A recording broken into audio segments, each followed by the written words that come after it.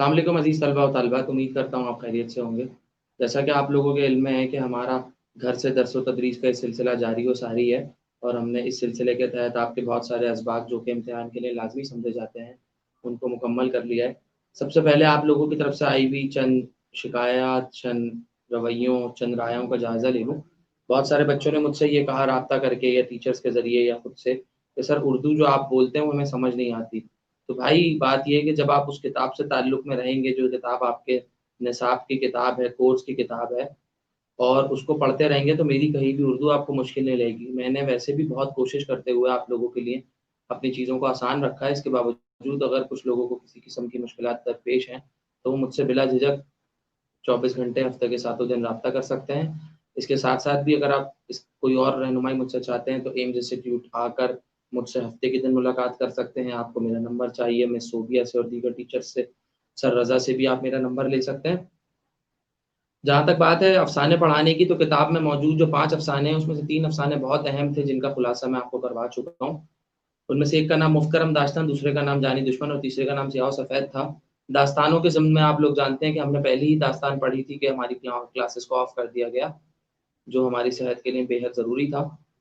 تو داستان کا حصہ ہم اگلی بار کرنے کی کوشش کریں گے۔ آج میں نے آپ کو 2 موضوعات کروانے ہیں اور وہ دونوں موضوعات آپ کو سامنے ٹکر پر چلتے ہوئے نظر بھی آ جائیں گے۔ میں آپ سے آج سر سید کے مضمون قومی تعلیم، قومی ہمدردی اور باہمی اتفاق کے بارے میں بات کروں گا۔ اس سبق کا خلاصہ لکھنے کے لیے آتا ہے یا اس سبق سے کوئی نہ کوئی اقتباس دے دیا جاتا ہے۔ اس کے ساتھ ساتھ میں آپ کو میر تقی میر کی غزل نمبر 1، کتاب میں ہر شاعر کی 2 غزلیں دی گئی ہیں، تو میں کوشش کروں گا کہ جو غزل اہم ہے، اس کا جو شعر اہم ہے اس کی طرف بھی اشارہ کر دوں اور پوری غزل کی ایک تشریح آپ کے سامنے پیش کر دوں۔ تو یہ 2 موضوعات میں آج کے لیکچر میں کور کرنے کی کوشش کروں گا۔ آپ اپنے کاغذ اور قلم سنبھال لیجیے اور توجہ سے سنیے۔ قومی تعلیم، قومی ہمدردی اور باہمی اتفاق نامی سبق سر سید احمد خان نے لکھا ہے۔ سب سے پہلے سر سید احمد خان کے کردار پہ تھوڑی سی بات کر لیتے ہیں، سر سید احمد خان کی خدمات پر بات کر لیتے ہیں۔ میں اور آپ جو پاکستانی سوسائٹی میں رہتے ہیں، ہم نے انگریزوں سے ملک بڑی جدوجہد کے بعد حاصل کیا۔ اس سے پہلے ہم ہندوستان میں بادشاہ کی حیثیت سے رہتے تھے، لیکن 1857 یعنی 1857 کے ہنگاموں کے بعد ہم سے ہمارا سب کچھ چھین لیا گیا۔ کوئی مسلمان ایسا نہ بچا جس کے گھر میں کوئی وفات نہ ہوئی ہو، کوئی مسلمان ایسا نہیں بچا جس کے گھر میں سے کسی کو جاسوسی کا الزام لگا کر بالکل اسی طرح غائب نہ کر دیا گیا ہو جیسے آج غائب کیا جاتا تھا۔ لیکن اس زمانے کے غائب کرنے اور آج کے غائب کرنے میں فرق تھا۔ انگریز ہمارے غیر ملکی آقا تھے، لیکن آج ہمارے ملکی آقا بھی ہمیں اسی طرح غائب کرتے نظر آتے ہیں، جیسا آپ نے پچھلے کچھ دنوں میں ٹی وی پہ تواتر سے دیکھا کہ بڑے بڑے صحافی جو ہیں وہ یا تو جیلوں میں قید ہیں، یا پھر ان کو سچ لکھنے کی وجہ سے جرمانے بھرنا پڑ رہے ہیں، یا ان کا پروگرام بند ہے، یا پھر ان پر طرح طرح سے آوازیں کسی جاتی ہیں، اور غرض یہ کہ کسی کی بھی دستار محفوظ نہیں ہے۔ ٹھیک اسی طرح کا زمانہ ہمارے آباء و اجداد نے، ہمارے پرکھوں نے، ہماری نسلوں نے 1857 کے آس پاس دیکھا کہ جب مسلمانوں پر اعلیٰ تعلیمی اداروں کے دروازے بند کر دیے گئے، سرکاری ملازمتوں کے دروازے بند کر دیے گئے، اور حتیٰ یہ ہے کہ اردو جو کہ مسلمانوں کی زبان تھی، جب انگریزوں نے وہ زبان بھی سیکھنی چاہی تو کسی مسلمان کے بجائے ہندو کا تقرر کیا۔ حتیٰ یہ کہ عربی اور فارسی بھی انگریزوں کو اگر سیکھنے کی ضرورت پیش آتی تو وہ ہندوؤں کو اور سکھوں کو دیگر ملازمتیں دیتے تھے، جس سے آپ یہ اندازہ لگا سکتے ہیں تو اس زمانے کے مسلمان کتنی مشکل میں زندگی گزار رہے تھے۔ اور اگر آپ اس پس منظر کو اپنے ذہن میں لا سکتے ہیں تو یہ بالکل وہی موقع ہے کہ جہاں آپ سر سید کے کردار پر روشنی ڈال سکیں۔ سر سید احمد خان کا شمار بر صغیر کے ان عظیم مسلم رہنماؤں میں ہوتا ہے جنہوں نے اجتماعی مفاد کی خاطر انفرادی کسی مفاد کی پرواہ نہ کی۔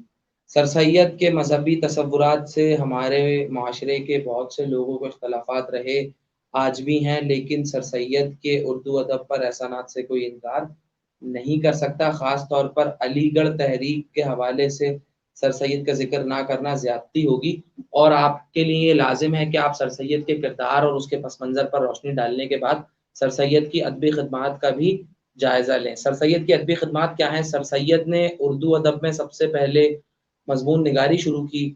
سر سید نے اردو میں سب سے پہلے ایک رسالہ نکالا جس کا نام تہذیب الاخلاق ہے۔ سر سید نے بہت سارے ایسے لوگوں کو اپنے ساتھ جمع کیا جو کہ اس وقت کے مسلمانوں کے کام آ سکتے تھے، جن میں الطاف حسین حالی، ڈپٹی نذیر احمد، شبلی نعمانی اور محمد حسین آزاد شامل تھے۔ ان سب لوگوں نے کسی نہ کسی طرح اپنے طور پر انفرادی اور اجتماعی طریقے سے اردو ادب کی خدمت کی، لیکن ان سب میں سب سے اہم کام سر سید کا اس لیے بھی تصور کیا جاتا ہے کہ سر سید نے بقول ایک نقاد کا مطلب ادب پہ تنقید کرنے والا، یہ ادب پڑھنے والا اور ادب کو ہم تک پہنچانے والا، اسے ہم کرٹک یا نقاد کہتے ہیں۔ بقول سر سید کے ایک نقاد کے کہ سر سید نے سب سے پہلے کام کی زبان میں کام کی باتیں لکھنا سکھائیں۔ سر سید نے اردو زبان کے دامن کو وسیع کر دیا۔ سر سید نے قوم کی تشکیل کی۔ سر سید نے دو قومی نظریے کا تصور پیش کیا، اور سر سید نے مغربی اور انگریزی تعلیم کی طرف جو مسلمانوں کو راغب کیا۔ یہ سارے وہ کام تھے کہ جن کی بنا پر سر سید کا نام ہماری سماجی، سیاسی، مذہبی تاریخ میں ہمیشہ زندہ رہے گا۔ ساتھ ساتھ میں آپ کو یہ بھی بتاتا چلوں کہ سر سید کو ماننے والوں کے گروہ میں اور نہ ماننے والوں کے گروہ میں ایک مماثلت ہے کہ ان سب کو یہ کرنے کے لیے سر سید کے کام کو پڑھنا پڑتا ہے، اور اگر آپ کسی آدمی سے اختلاف رکھنے کے باوجود اس کا کام پڑھ رہے ہیں تو یہ اس بات کا ثبوت ہے کہ وہ آدمی علمی یا فکری سطح پر کس قدر مضبوط تھا۔ سر سید نے بھی بالکل اسی طرح اپنے کاموں کے ذریعے تمام لوگوں کو اپنی طرف راغب کیا، اور خود ان کی زندگی میں ان پر جتنی تنقید ہوئی یا ان کی زندگی کے بعد ان پر جتنی بھی تنقید ہوئی، سب کے لیے سر سید کے کام کو آگے بڑھایا گیا، اور ایک طرح سے ہم یہ کہہ سکتے ہیں کہ ڈائریکٹلی یا انڈائریکٹلی سر سید کی ہی تبلیغ ہوئی اور سر سید کے کاموں کی ترویج و ترقی ممکن ہوئی۔ ہماری کتاب میں سر سید کو جو مضمون شامل ہے اس کا نام ہے قومی تعلیم، قومی ہمدردی، باہمی اتفاق۔ سر سید کے خلاصہ میں آپ کو لکھوا دیتا ہوں، اس کے بعد اس مضمون کے خلاصے کی طرف آتا ہوں۔ سر سید احمد خان کے بارے میں لکھنے کے لیے آپ کو 4 پیراگراف کا تعارف بنانا پڑے گا۔ آپ ان کی تاریخ پیدائش اور تاریخ وفات کے بعد اس طرف آئیں گے کہ سر سید کا تعلق دہلی کے مسلمان گھرانے سے تھا۔ سر سید احمد خان علی گڑھ تحریک کی وجہ سے ہمارے معاشرے میں ہمیشہ زندہ رہیں گے۔ سر سید کے اردو ادب پر بھی بے شمار اور عظیم احسانات ہیں، جن میں رسالہ تہذیب الاخلاق کا اجرا، اردو ادب میں فلسفیانہ، سائنسی، اخلاقی اور مذہبی مضامین لکھنا، اس کے ساتھ ساتھ ان کے ساتھ جڑے ہوئے لوگوں کا ان کے کاموں پر روشنی ڈالنا اور ان کے وفات کے بعد ان کے کاموں کو آگے بڑھانا شامل ہے۔ اس کے بعد دوسرے پیراگراف میں آپ یہ بتائیں گے کہ سر سید کا انداز تحریر بالکل انگریزی مضمون نگاروں کا سا لگتا ہے۔ وہ اپنی بات کو پہنچانے کے لیے چھوٹی چھوٹی مثالوں کا سہارا لیتے ہیں، بعض اوقات جانور اور پرندوں کی مثالیں بھی دینے سے دریغ نہیں کرتے۔ اس کے ساتھ ساتھ سر سید اپنی تحریر میں انگریزی الفاظ کا بھی استعمال کرتا ہے۔ ان کے طرز تحریر میں سادگی اور خلوص پایا جاتا ہے۔ بعض اوقات وہ جملے کی یا اس کے قواعد کی پیروی نہیں کرتے، لیکن ان کی مثال بالکل ایک ایسے شخص کی سی ہے کہ جس کے گھر میں کوئی آگ لگی ہو اور وہ لوگوں کو چلا چلا کر اس آگ کو بجھانے کا کہہ رہا ہو۔ اب آپ جانتے ہیں کہ اگر آپ کے سامنے کوئی مشکل درپیش آ جائے تو آپ اس وقت یہ نہیں سوچتے کہ میں کیسی زبان استعمال کر رہا ہوں، بلکہ آپ اپنا مطلب سامنے والے تک پہنچانے کی کوشش کرتے ہیں کہ وہ کسی طرح آپ کی بات کو سمجھ کر آپ کی مدد پہ پہنچے۔ ٹھیک ٹھیک سر سید کا بھی اس زمانے میں یہی حال تھا۔ انہوں نے جو کچھ بھی لکھا اس پہ لکھنے والے مضمون سے زیادہ بولنے والے مضمون کا گمان ہوتا ہے، لیکن یہی سر سید کا کمال ہے کہ آج وہ تمام مضامین اردو ادب میں ایک اہم سنگ میل کی حیثیت رکھتے ہیں، اور اردو ادب کی تاریخ جب بھی لکھی جائے گی، اردو زبان کی تاریخ جب بھی لکھی جائے گی، سر سید کے کردار کو اس سے نظر انداز کر کے نہیں دیکھا جا سکے گا۔ تیسرے پیراگراف میں آپ لکھیں گے کہ سر سید اپنی تحریر میں عربی فارسی کے الفاظ کم استعمال کرتے ہیں۔ ان کا انداز تحریر جاذب نظر ہوتا ہے کیونکہ وہ اس میں جملے کی ترتیب کا خیال نہیں رکھتے، کبھی جملہ بہت چھوٹا کبھی بہت بڑا ہو جاتا ہے۔ سر سید کے اسلوب سے ان کی بے چین تربیت اور بے چین شخصیت کا پتہ چلتا ہے، اور اسی بے چینی نے ان سے علی گڑھ یونیورسٹی قائم کروانے جیسا اہم کام سر انجام دیا۔ ہم جانتے ہیں جو آدمی مین آف روٹین ہو، جو آدمی روٹین کا پابند ہو، وقت کا پابند ہو، وہ اپنے روٹین کے کاموں سے ہی نکل پاتا کو جا کے وہ کوئی اہم کام کرے، اور سر سید نے سارے اہم کام اسی بے ترتیب روٹین کے ساتھ کیے۔ سر سید نے ہی سب سے پہلے انگریزوں کو ان کی زبان میں جواب دینا شروع کیا۔ ایک انگریز آدمی سر ولیم میور نے ایک کتاب لکھی تھی حضرت محمد صلی اللہ علیہ وسلم کی گستاخی کے بارے میں، سر سید نے سب سے پہلے اس کا جواب دیا۔ اس کے بعد اب آخری پیراگراف میں سر سید کے احسانات کا ذکر کرتے ہوئے ان کے تعارف کو ختم کر دیں گے اور اس مضمون کو سمجھنے کی طرف آئیں گے۔ قومی تعلیم، قومی ہمدردی، باہمی اتفاق نامی مضمون 3 حصوں پر مشتمل ہے۔ پہلے حصے میں سر سید نے مثالیں دے کر یہ بتانے کی کوشش کی ہے کہ قوم کیا ہوتی ہے اور قوم کس طرح تشکیل پاتی ہے۔ دیکھیں آپ اور میں یہ سب جانتے ہیں کہ قوم جو ہے وہ بہت سارے لوگوں کے مجموعے کا نام نہیں، بلکہ قوم کے لوگوں کے اندر مشترکہ مقاصد اور مفاد کا ہونا ضروری ہے۔ سر سید نے یہاں پر ہمیں یہ بتایا کہ خدا نے جو قوم ہماری قائم کرنے کی کوشش کی تھی مسلمانوں کی، اس کے لیے اس نے ایک بنیادی چیز بھیجی جسے ہم کلمہ کہتے ہیں، لا الہ الا اللہ محمد الرسول اللہ۔ سر سید نے کہا جب بھی یہ کوئی آدمی یہ کلمہ پڑھ لیتا ہے، چاہے وہ چین میں رہتا ہو، ہندوستان میں رہتا ہو، تاجکستان میں رہتا ہو یا پھر چین میں رہتا ہو، وہ تمام لوگ ایک ہی چیز سے اس کلمے کے ذریعے جڑ جاتے ہیں، یعنی یہ کلمہ ایک دائرہ بناتا ہے اور اس دائرے کے ذریعے وہ تمام دنیا کے مسلمانوں کو آپس میں جوڑ لیتا ہے۔ یہ سر سید کے مضمون کا پہلا حصہ ہے، اور اس کو دیکھنا ہمارے لیے اس لیے بھی ضروری ہے کہ اس کے ذریعے ہمیں یہ پتہ چلتا ہے کہ سر سید اس کے بعد اگلے مضمون کے اگلے حصے میں بات کیا کریں گے۔ سر سید اگلے حصے میں بات کرتے ہوئے ہمیں یہ بتاتے ہیں کہ بھائی جتنے بھی لوگ اگر خود کو آدم کا بیٹا سمجھتے ہیں، یعنی حضرت آدم علیہ السلام کی اولاد سمجھتے ہیں، اور اس کے بعد حضرت محمد صلی اللہ علیہ وآلہ وسلم کی امت میں شامل سمجھتے ہیں، تو ان کا ایمان کلمے پر ہوتا ہے۔ لیکن مسئلہ یہ ہے کہ وہ لوگ کلمے پر ہونے کے باوجود بھی اپنے کلمے کی طاقت کو نہیں سمجھ پاتے، اور ان کے درمیان کلمے کی دعوت سے جو ایک اتفاق کا رشتہ پیدا ہوتا ہے وہ اس اتفاق کے رشتے سے بھی دور ہو جاتے ہیں۔ اتفاق کے رشتے سے یہاں سر سید کی مراد کیا ہے کہ وہ جو ہم لوگوں کے اندر ایک قومی بھائی چارے کا حصہ ہے، ہم اس کو فراموش کرتے ہوئے آگے بڑھ جاتے ہیں، اور اس کو آگے بڑھنے کی وجہ سے ہی ہمارے اندر جو ہے اتنی برائیاں پیدا ہوتی ہیں کہ ہم انفرادی اور بعد ازاں اجتماعی طور پر غلام بنتے جاتے ہیں۔ بنیادی طور پر یہ مضمون کا یہ حصہ سر سید نے ہمیں تمہید کے طور پر اس لیے لکھ کر بتایا ہے کہ یکجہتی کیا ہوتی ہے اور یکجہتی لوگوں کے درمیان کس طرح قائم کی جا سکتی ہے۔ عموماً اس مضمون سے اقتباس کی تشریح کرنے کے لیے آتی ہے یا اس مضمون کا خلاصہ لکھنے کے لیے آتا ہے، لہٰذا آپ پر یہ لازم ہے کہ آپ اس مضمون کو خود بھی پڑھیں اور میرے لیکچر کو سامنے رکھتے ہوئے سنتے رہیں، تاکہ آپ کو یہ پتہ چل جائے کہ یہ مضمون کس قدر اہمیت کا حامل ہے۔ ہم نے یہ دیکھا کہ سر سید نے انسان کی جو قوم بنتی ہے یا جتنی بھی دنیا میں قومیں ہیں، پہلے تو اس کے تصور کی وضاحت کی کہ قوم کیا ہوتی ہے، قوم کا تصور کیسے بنتا ہے اور قوم کیوں کر تشکیل پاتی ہے۔ اس کے بعد سر سید نے بتایا کہ قوم میں نا اتفاقی کیسے آتی ہے۔ نا اتفاقی سے مراد کیا ہے کہ ایک ملک میں بہت سارے مذاہب کے لوگ رہتے ہیں، اور وہ ہر مذہب کا آدمی جو ہے ایک طرف تو اپنے مذہبی رشتے سے جڑا ہوتا ہے، تو دوسری طرف سر سید کہتے ہیں کہ اسے اپنی قوم سے بھی جڑنا چاہیے، اور وہ قوم کون سی ہے جس میں ہو سکتا ہے کہ اس کے مذہب کے لوگ شامل نہ ہوں، لیکن یہ لازمی ہے کہ اس میں ایک ہی ملک کے رہنے والے لوگ شامل ہوں گے۔ اور خاص طور پر سر سید یہ کہتے ہیں کیونکہ تمام انسان آدم کی اولاد ہیں اور سب کو خدا نے پیدا کیا ہے، تو سب کے درمیان ایک کائناتی رشتہ، ایک یونیورسل رشتہ بن چکا ہے، اور اس رشتے کی وجہ سے لازم ہے کہ وہ جہاں رہتے ہیں اس جگہ کی دیکھ بھال کے لیے اپنی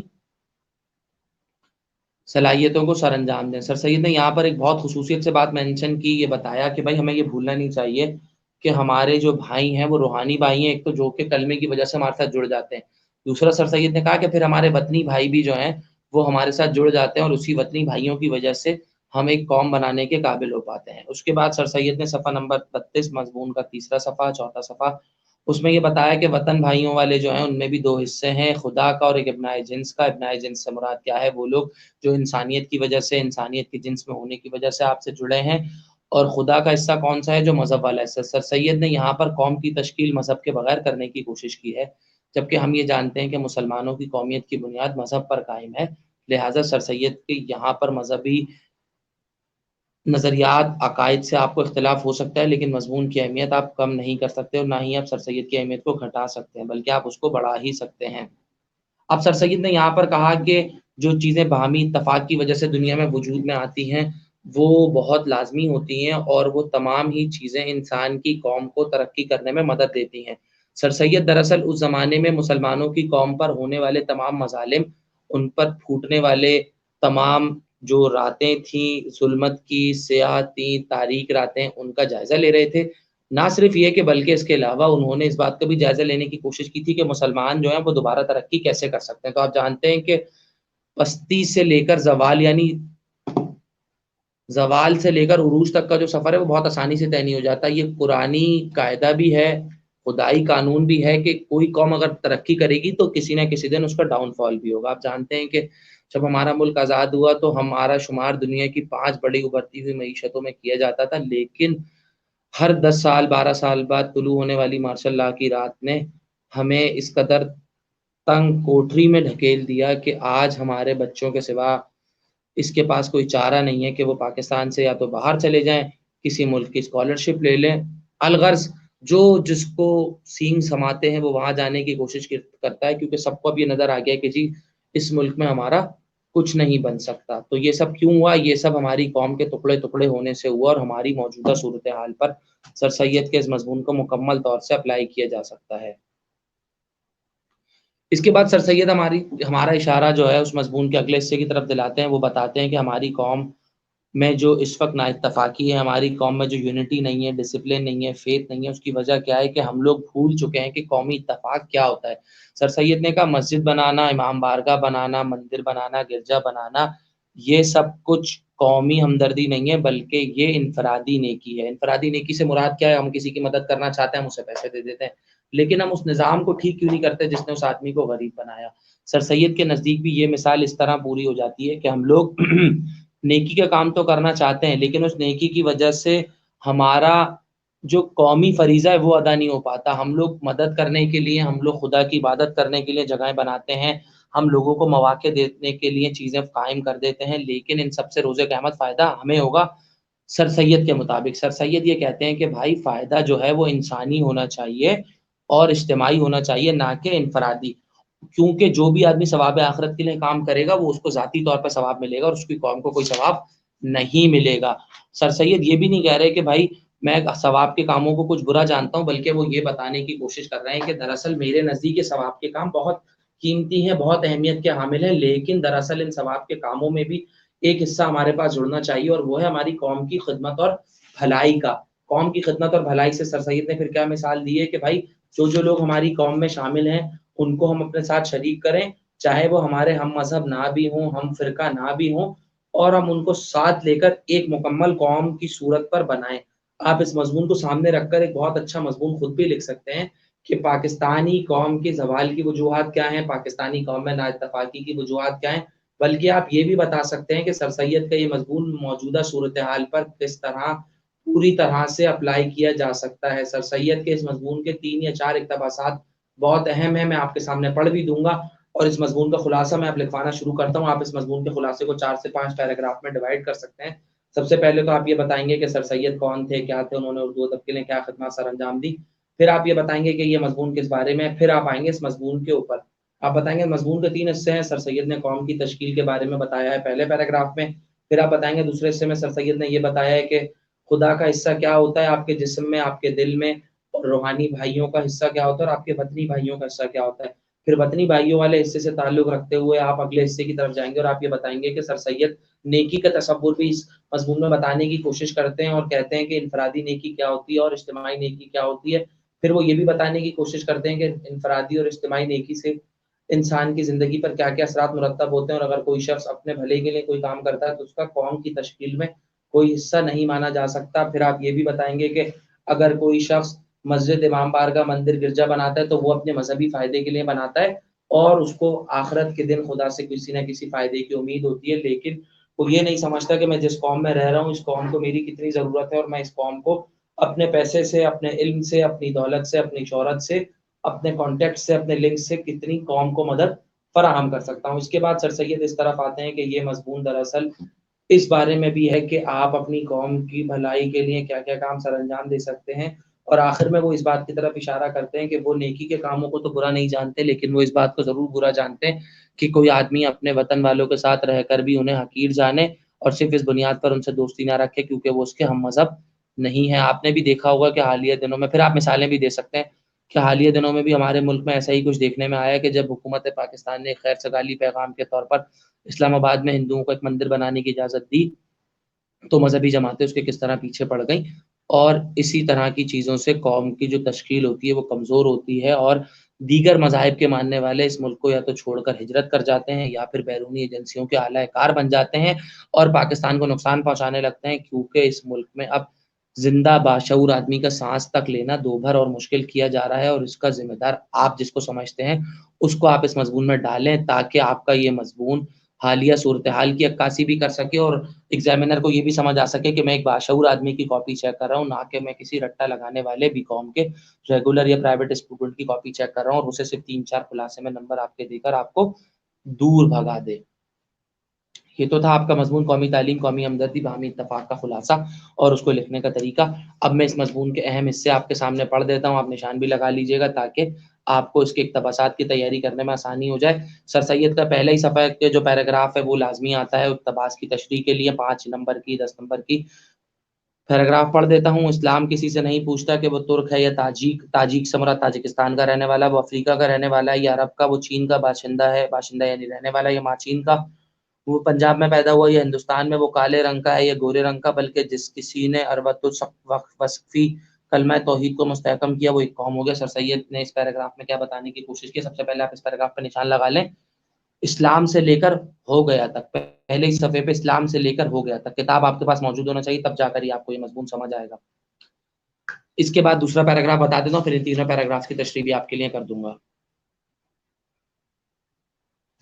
ان اتفاقیوں نے ہماری قوم کو نہایت ضعیف اور ٹکڑے ٹکڑے کر دیا ہے۔ صفحہ نمبر میرے پاس جو کتاب میں ہے وہ 31 ہے، آپ پڑھ لیجئے گا، دوبارہ دہرا دیتا ہوں۔ ان اتفاقیوں نے ہماری قوم کو نہایت ضعیف اور ٹکڑے ٹکڑے کر دیا ہے، جمعیت کی برکت ہماری قوم سے جاتی رہی ہے۔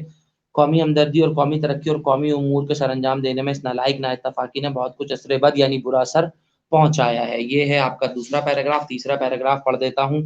ان ہم وطن بھائیوں میں بھی دو حصے ہیں، میرے پاس صفحہ نمبر 32 ہے، آپ اپنی کتاب میں دیکھ لیجیے گا۔ ان ہم وطن بھائیوں میں بھی دو حصے ہیں، ایک خدا کا اور ایک ابنائے جنس کا۔ خدا کا حصہ خدا کے لیے چھوڑو، جو حصہ ان میں ابنائے جنس کا اس سے غرض رکھو۔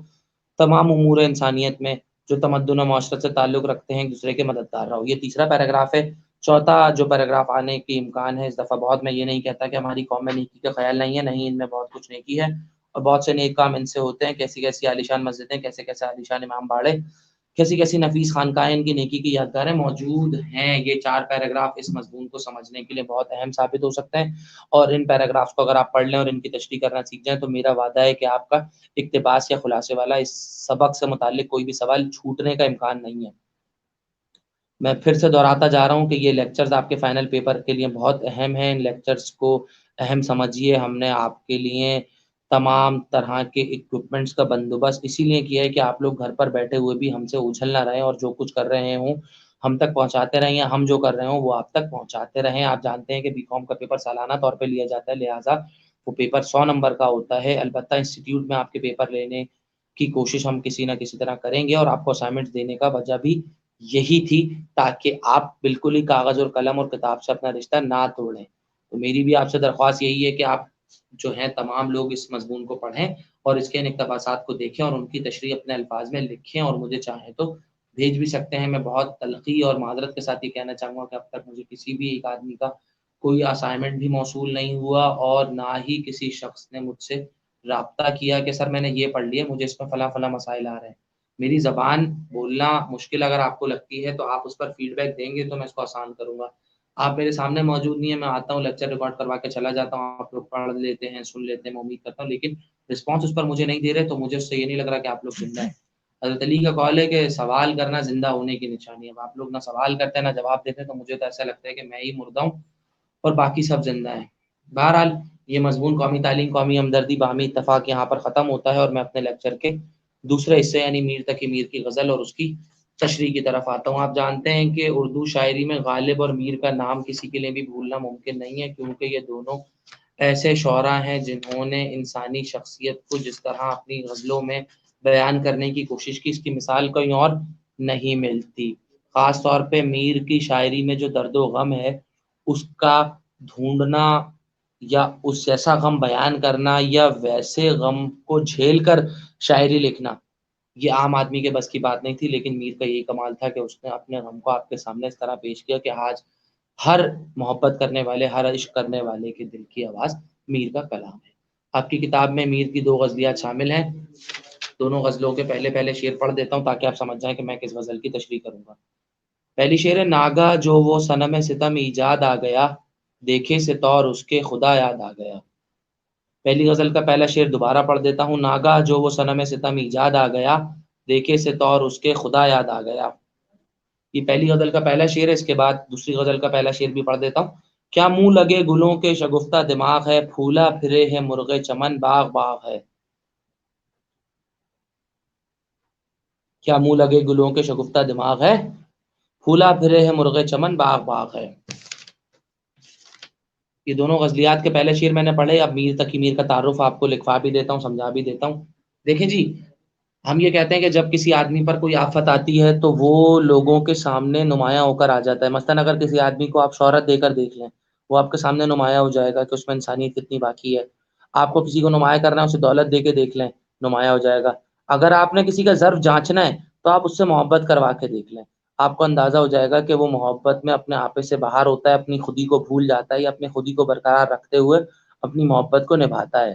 دنیا میں جتنی بھی محبت کی مثالیں ہمارے سامنے آتی ہیں، چاہے رومیو جولیٹ ہوں، سونی مہیوال ہوں، سسی پنو ہوں، یہ ساری کون سی مثالیں ہیں؟ یہ ساری لیلا مجنو ہوں، یہ ساری وہ مثالیں ہیں جن لوگوں کی مثالیں ہمیں اس لیے پڑھائی جاتی ہیں تاکہ ہمیں یہ پتہ چل جائے محبت کیا ہوتی ہے اور پرانے زمانے کے لوگ محبت کس طرح کرتے تھے۔ آج کے زمانے میں تو رابطے کو ہی محبت سمجھا جاتا ہے، در حقیقت محبت رابطے کا نہیں بلکہ محبت لوگوں کے ملاپ کا ذریعہ ہوتی تھی، اور وہ ملاپ نہ ہونے پر بعض اوقات لوگ عشق میں دیوانے ہوئے جاتے تھے، خودکشی کیے جاتے تھے، اور میر کی مثال ان میں سے ایک ہے۔ میر بھی عشق میں دیوانے ہوئے، پاگل ہوئے، لیکن کمال میر کا یہ ہے کہ میر نے اپنی شاعری کے ذریعے اپنی کیفیت لوگوں کے سامنے کچھ اس طرح پہنچا دی کہ بات لوگوں کی سمجھ میں آنے لگی اور لوگوں کو یہ پتہ چل گیا کہ یہ کتنا بڑا شاعر ہے۔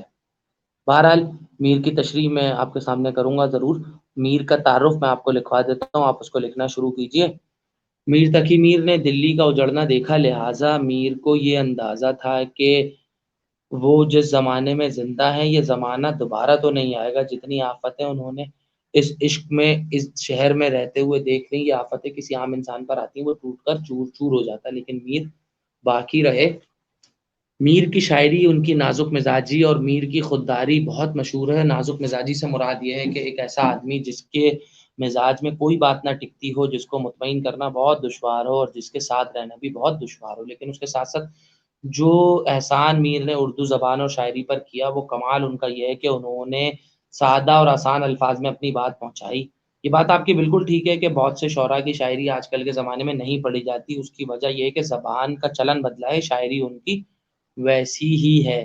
اگر آپ نے میر کو سمجھنا ہے تو آپ کو عشق کرنا پڑے گا، اگر آپ کو میر کو سمجھنا ہے تو آپ کو شاعری کو اپنے اندر اتارنا پڑے گا۔ میر کو سمجھنا ہے آپ کو اپنے ماحول کو سمجھنا پڑے گا، میر کو سمجھنا ہے آپ کو کوئی اجڑا ہوا گھر، اجڑا ہوا چمن دیکھنا پڑے گا، میر کو سمجھنا ہے تو آپ کو تنہائی کے اندر اترنا پڑے گا، میر کو سمجھنا ہے تو آپ کو یہ بتانا پڑے گا کہ اپنے غم کو سب کے غم کی آواز بنا کر کیسے اجتماعی طور پر پیش کیا جاتا ہے۔ یہ تو تھا میر کا تھوڑا سا تعارف۔ میر کے اشعار کی تشریح میں آپ کے سامنے کر دیتا ہوں۔ ناگاہ جو وہ صنم ستم ایجاد آ گیا، دیکھے سے طور اس کے خدا یاد آ گیا۔ میر اس شعر میں یہ بتانے کی کوشش بتا رہے ہیں ہمیں کہ مجھے اپنے صنم، اپنے محبوب کے جو ستم ہیں، اس کی جو ادائیں ہیں، اس کے ناز ہیں، اس کے انداز ہیں، ان کو دیکھ کر ایسا لگتا ہے کہ اس کو منانا بالکل خدا کی طرح مشکل کام ہے۔ آپ جانتے ہیں کہ جو لوگ عبادت کرتے ہیں، خدا کے سامنے بیٹھتے ہیں، خدا کے سامنے دو زانو ہوتے ہیں، سجدہ کرتے ہیں، ان کو اندازہ ہوتا ہے کہ خدا کو منانا کس قدر دشوار کام ہے، اور خدا محض جو ہے ہماری باتوں سے نہیں مانتا بلکہ ہمیں اسے عمل کر کے دکھانا پڑتا ہے۔ ٹھیک اسی طرح ہمیں اپنے محبوب کو بھی عمل کر کے دکھانا پڑتا ہے، اور محبوب بھی صرف وعدے اور ارادے پر ایمان نہیں رکھتا بلکہ محبوب کو بھی ہمیں کسی نہ کسی طرح مطمئن کرنے کے لیے کوئی نہ کوئی عمل دکھانا پڑتا ہے۔ طور سے مراد ہوتا ہے طریقہ کسی کا۔ کہہ رہا ہے بھائی ناگا، ناگا کا مطلب اچانک، جو وہ صنم ستم ایجاد آ گیا، یعنی میرے صنم نے مجھے ستانے کے لیے، میرے محبوب نے مجھے ستانے کے لیے ایسے ایسے ستم ایجاد کیے ہیں کہ مجھے ایسا لگتا ہے خدا نہ خواستہ کہ وہ کوئی خدا ہے، نعوذ باللہ، اور میں جو ہے اس کا بندہ ہوں، اور میں اس کے عشق میں اس کو منانے کی جدوجہد کر رہا ہوں۔ اگلے شعر میں میر لکھتے ہیں، پھوڑا تھا سر تو ہم نے بھی، پر اس کو کیا کریں جو چشمے روزگار میں فرہاد آ گیا۔ یعنی میر یہ بتانے کی کوشش کر رہے ہیں کہ میں نے تو اپنے تمام طریقے سے محبت کرنے کی کوشش کی، لیکن میں کیا کروں کہ میرا محبوب کسی طرح سے مطمئن نہیں ہوا۔ اس کے سامنے فرہاد کی مثال موجود تھی۔ فرہاد نے شیریں کی کہنے پر پہاڑ سے اس کے گھر تک ایک نہر نکالنے کی کوشش کی تھی، جسے لوگ دودھ کی نہر بھی کہتے ہیں۔ دراصل اس زمانے میں پانی نایاب تھا، اور ریگستان کے رہنے والے پانی کو دودھ جیسا ہی صاف، شفاف اور چمکیلا سمجھتے ہیں، لہٰذا وہ اصل میں تو صحرا سے پانی کی ایک نہر کھینچ کر اس کے گھر تک، اپنے محبوب کے گھر تک لانا چاہتا تھا، لیکن جب اسے پتہ چلا کہ اس کی محبوبہ مر گئی تو وہ بھی وہیں اپنی کلہاڑی سے سر مار کر مر گیا۔ اس سے کیا مراد لی جا سکتی ہے؟ اس سے یہ مراد لی جا سکتی ہے کہ میر نے شعر میں تلمیح کا استعمال کیا۔ تلمیح ہمیں تاریخی واقعے کو کہتا ہے، یعنی شعر میں اگر کسی تاریخی واقعے کی طرف اشارہ کیا جائے تو اسے تلمیح کہا جاتا ہے۔ لکھتے ہیں اسے تے لام میم یہ ہے بنا کر، تے لام میم یہ ہے، تلمیح، شعر میں کسی تاریخی واقعے کی طرف اشارہ کرنا۔ یہاں سے میر یہ بتا رہے ہیں کہ بھائی ہم نے بھی فرہاد کی طرح سر پھوڑا، ہم نے بھی شیریں کی خاطر جو نہر نکالنے کی کوشش کی، اس میں بہت محنت لگی، دقت لگی، ہم بدنام بھی ہوئے، لوگوں نے مذاق بھی اڑایا، لیکن ہمارے ساتھ بھی ہمارے محبوب وفا نہیں کر سکا، اور ہم جو ہیں سر پھوڑ کر مرنا چاہتے تھے کہ اچانک ہماری نظروں کے سامنے کون آ گیا؟ وہی آ گیا جس نے سب سے پہلے عاشقی میں کوئی پانی کی نہر نکالی تھی، جس کا نام فرہاد ہے۔ اس کے بعد میر کہتے ہیں کہ جور و ستم اٹھانے ہی اس کے پڑیں گے شیخ، مسجد میں گر و عاشق بیداد آ گیا۔ میر یہ کہہ رہے ہیں کہ جور و ستم سے مراد کیا ہے؟ میر یہ بتا رہے ہیں کہ بھائی میں نے تو اپنے اس کے محبوب کے اتنے قریب جانے کی کوشش کی، اس کو سمجھانے کی کوشش کی، اس کے ناز انداز نخرے تک اٹھانے کی کوشش کی، لیکن مسئلہ یہ ہے کہ میرا مذہب بھی مجھے روکتا ہے اتنا زیادہ عشق میں خود کو دیوانے ہونے سے، اور محبوب بھی مجھے روکتا ہے۔ اب مسئلہ یہ ہے کہ یہ میرے لیے بڑی کشمکش کی بات ہے کہ میں مسجد میں کھڑا ہوں اور میرا محبوب میرے سامنے سے آ جائے۔ یہ بات تشبیہ کے طور پر انہوں نے کی ہے، مسجد میں ہرگز آنے سے مراد نہیں کہ کوئی خاتون مسجد میں آ جائے، بلکہ میر نے دراصل یہ بتانے کی کوشش کی ہے کہ میرے لیے یہ کرنا بڑا مشکل ہوگا کہ جو شیخ صاحب، شیخ سے مراد مسجد کے امام، مولوی یا کوئی بھی ایسا شخص ہے جو میر کو اس کام سے عشق سے روکتا تھا، ان کے اندر کے عاشق کو، انہوں نے اس کو نشانہ بناتے ہوئے یہ کہا ہے کہ بھائی اس کے مجھے ناز اٹھانے پڑیں گے اگر وہ مسجد کے اندر بھی آ گیا، اور میں ہو سکتا ہے کہ خدا اور اس کے سامنے بیٹھ کر آپس میں یہ تشریح نہ کر سکوں کہ مجھے کس کی مدد کرنی چاہیے۔ اس سے مراد کیا ہے بھائی؟ اس شعر سے مراد یہ ہے کہ میر نے ہمیں یہ بھی سمجھا دیا کہ کس طرح میں جو ہے اپنے عاشق کی اتنی عزت کرتا ہوں، اس کے ساتھ جڑنا رہنا چاہتا ہوں، اور اس کے تمام ہی مسائل کو اپنا مسئلہ سمجھ کر حل کرنا چاہتا ہوں، اور اب تو میں اس بات پر بھی تیار ہوں کہ میرے خالق و مخلوق اور میرے سامنے اگر میرا محبوب آ جائے تو میں دونوں میں سے کس کی طرف جاؤں۔ یعنی وہ اس قدر کشمکش میں آ گئے۔ آپ دیکھیں کہ عاشقی نے میر کی زندگی کا کیا حال کر دیا ہے، اور میر جو ہے اپنے عشق کو نبھانے کے لیے انسانیت کے درجے کو کس قدر بلند کر رہے ہیں۔ کسی سے کوئی تعلق بنا کر، کسی سے کوئی تعلق جوڑ کر اسے نبھانا سب سے اہم چیز سمجھی جاتی تھی پرانے زمانے میں، نہ جانے آج کل کے لوگوں کو کیا ہو گیا ہے۔ لیکن بہرحال میر کی شاعری جو ہمیں ایک ایسے انسان کا پتہ دیتی ہے جو کہ اپنے محبوب سے ہر حال میں وفاداری نبھانا بھی چاہتا ہے، اور اس کے باوجود بھی اس کا محبوب جب اسے نہیں ملتا تو وہ عشق میں دیوانہ ہوا جاتا ہے۔ آخری شعر جسے ہم تخلص کا شعر کہتے ہیں، غزل کا پہلا شعر مطلع اور آخری شعر مقطع کہلاتا ہے۔ مقطع میں شاعر اپنا تخلص استعمال کرتا ہے۔